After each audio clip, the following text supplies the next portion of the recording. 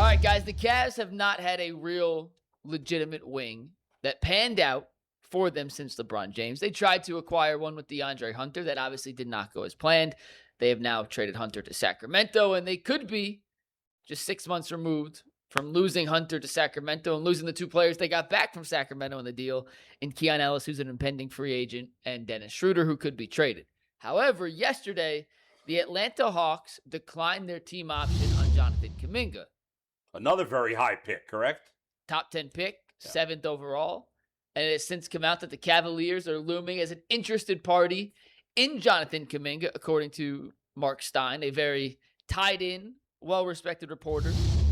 Kuminga's player option / team option that was just declined was for $24 million. The Cavs do not have anywhere near that amount of money as currently constructed. So I came up with a trade idea for Jonathan Kuminga. Okay. Before I give you this trade idea and the rest, I need to make something very, very abundantly clear. And Earl, if you clip any of these trades, you have to splice this part of the discussion into the trades, because the last time we did trade discussions, I made realistic trades and y'all said these are boring. They don't move the needle. We don't like these. So they I were said, kind of boring, yeah. Okay, yeah. I will make trade ideas for the sake of making trade ideas that are going to shake up the roster. That I am not saying make the Cavs better. I'm not saying I would do. Y'all wanted me Are to they shake possible? The tree. They're all possible, Okay, yes. then fine. So we're going to shake the tree to shake the tree. Stop being so tight over there. No, because this get aggregated and then Bleacher Report Who picks cares? it up. And Ignore all those people. No, I want to make sure people, this doesn't come back on me as Mike Lucas' suggestion. These were trade ideas for the sake of shaking things up. Got it. The first one does involve Jonathan Kuminga. So this is the first of 5. Before you give us the Jonathan Kuminga deal, okay, I'm sure I'm not the only one. There's plenty of people in our audience that don't know that much about Jonathan Kuminga. I've heard of him, but I don't know how good he is. Give me a little breakdown on him. Give me a quick breakdown. He's a legitimate wing, 6'8", 225, can score, very good scorer. He got drafted by the Golden State Warriors. Kenny Atkinson was an assistant on the staff. Kenny Atkinson stood on the table and told the Golden State front office, this is the guy that if I was running, I would draft. I like his game. I think he fits. He's a future NBA guy. But he's not been worthy of a top 10 pick. No, he's scored. Everywhere he's been able to score in limited minutes. In 2023-24, in 74 games, he averaged 16 points, shot 53%, 33% from 3. The issue is he views himself as a number 1 option. He is not proven to be a number 1 option. There were issues with him in Golden State.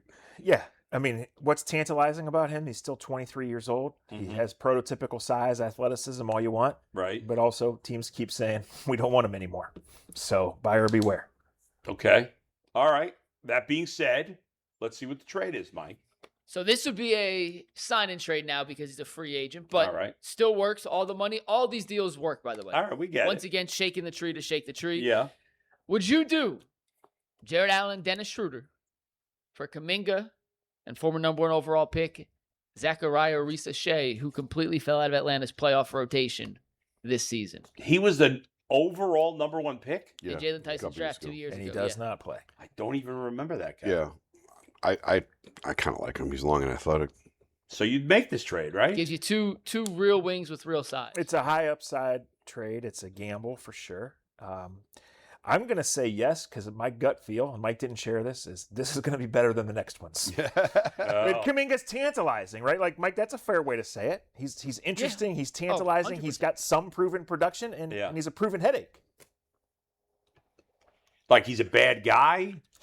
Is that the word on the street? It's just reasons teams just... Or he's a pain in the neck? It was a little bit of a clash at Golden State just early in his career. And who was the one that got Draymond punched in the face? It wasn't him. That was Jordan Poole. Oh, Jordan Poole, right, yeah. Kuminga has always wanted to play more, but he was on a team competing for a championship. Right. It was the weird, hey, I'm a top 10 pick, but I'm playing 15 minutes a game. Yeah. Him and Steve Kerr had a little... If he were on a terrible team, would he be like a 20-point scorer? Probably. Okay. Would you do that one, Bull? Yeah, I'm with you. You guys schooled me up on Kuminga a little bit. So Jared Allen is what he is. Obviously, Schroeder has no value, so you're getting a guy who has some upside and a guy you would think has some upside, first overall pick, although Anthony what's his name was the first overall pick. I mean, Mike, don't you think Atlanta would do that in a second? I think Atlanta would do that in a heartbeat. Yeah. Yeah. Okay. All right, next one. Once again, shaking the tree just to shake the tree. Y'all asked for crazy. I'm giving you crazy. All right. Stop. You want out of the Donovan Mitchell business? Ooh. How about this haul from the Rockets? Jabari Smith Jr., Tari Eason, Reed Shepard, and at least 2 future first-round picks in exchange for one Donovan Mitchell. I don't think Houston would do it.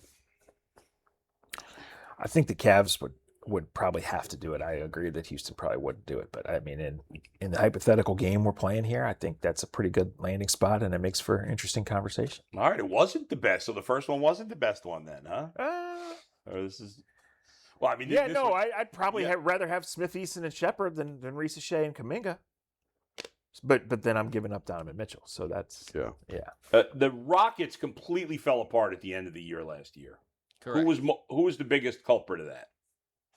They had no point guard at all, and they were running their offense in like a 1983.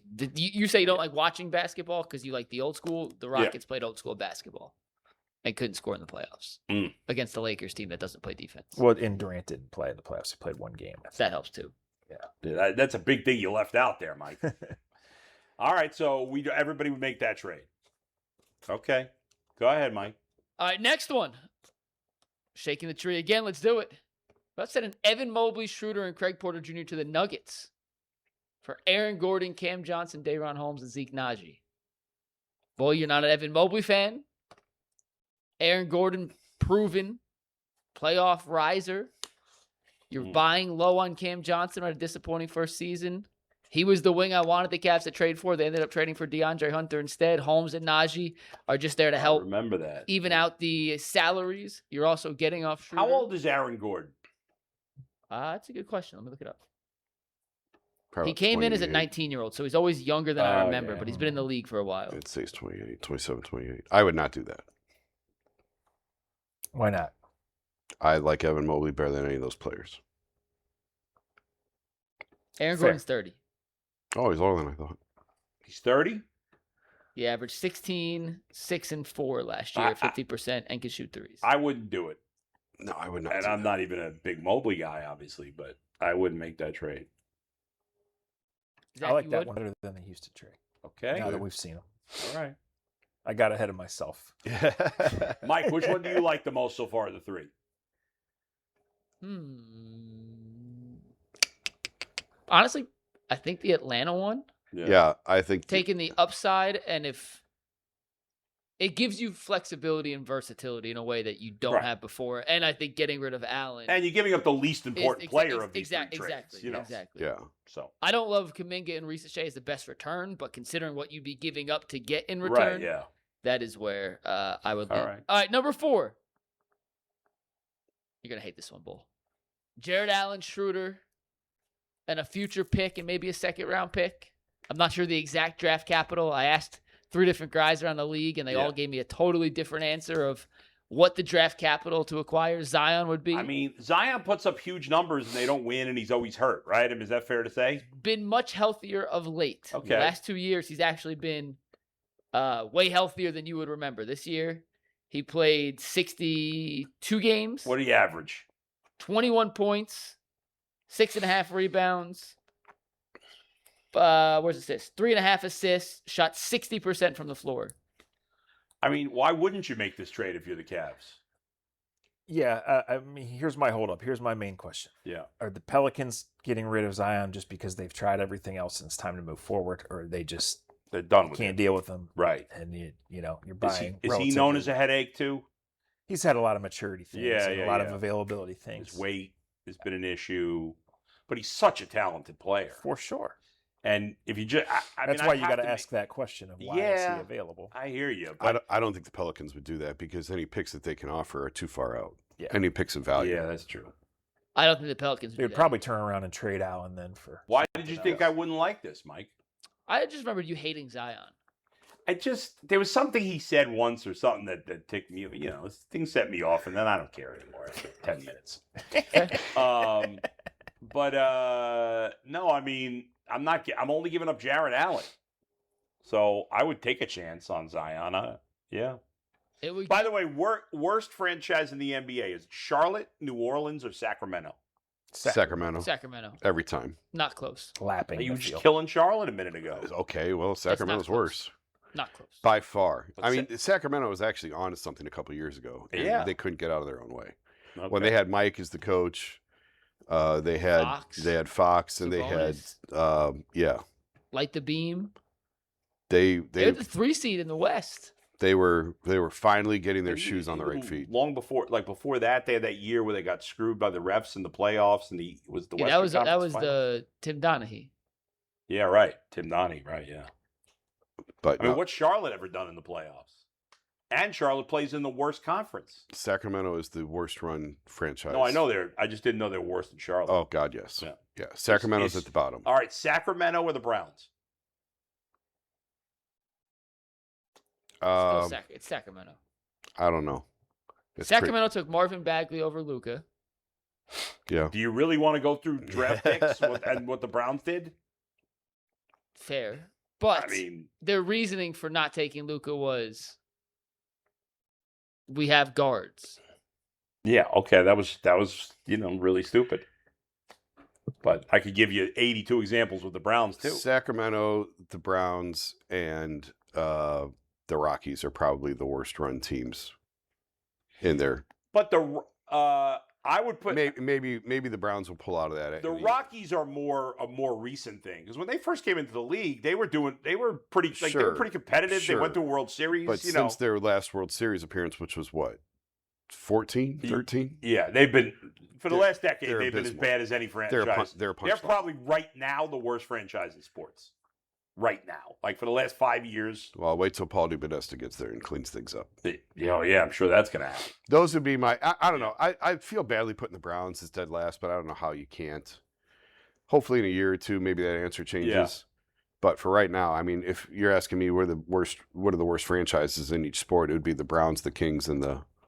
I mean, the Rockies. Browns are probably going to go and never have a playoff game in this stadium. Right. Now, Yeah. since they hit rock bottom in that stretch, which was 9 years ago, they have gone to the playoffs twice. They've only won one game. In the last 10 years, they're not even the worst franchise. But in right football. now, I mean, look, the way they've been run the last 5 years, It's been pretty bad. Right. I Yes. mean, why did it's bad. they made right the worst there with trade? the Jets are right there though with Yes, them. they are. The Jets Yes. are right there. And that's why I paused Right. with the Browns. And as optimistic as we are about the Browns going forward, they've been cleaning up their own mess. The Jets already have 3 first-round picks for next year. yeah. In a pretty decent young roster, similar to the one that the Browns have. Yeah. I think the Browns are better in some spots. Yeah. They both have glaring holes at quarterback. Yeah. Is there anyone else we're overlooking on the In NFL football? side besides Browns and Jets? The Cardinals are a poorly run organization. They've The had Jets. spurts, and We then said, obviously yeah. this is the golden age of Bengals right now. Yeah. I mean, I hate Bengals ownership, but they've had enough success that you can't put them in that. No, correct? no. Yeah. But I hate the owner. Go ahead, Mike. I just got one more, and this one was one because there were so many LeBron sign and trade options out there, and everyone assumed that Jared Allen had to be in the deal. Yeah. They can acquire LeBron James in a sign and trade without having to put Jared Allen. I'm just saying it's not impossible. Strus, Merrill, and Schroeder for LeBron for a salary reason I think it's pretty safe to say we'd make that trade. works. And they just lost Marcus Smart in LA. Maybe they need some more ball handling. Oh, where's he going? He just declined his option. He's going to be a free agent. So if they're going to lose LeBron as a free agent for nothing, a sign and trade where they actually get something back that could help, and Schroeder, whatever, hit or miss, Merrill and Strus alongside Luka and Reeves could be good deadly fits. with how many good looks they would get with the offensive attention that gets drawn off them. So those are my Yeah, I five mean, trades, if the he's shake-up trades. if he was going to come to the Cavs, they might as well get something. Yeah, if you're gonna lose, it's just like when he went to Miami. Yeah. Like, you end up doing a sign and trade so you don't lose him for nothing. But Right. Yeah. those are my 5 trade ideas that just All to right, shake good the job, roster Mike. up. That was shake good the roster up. conversation.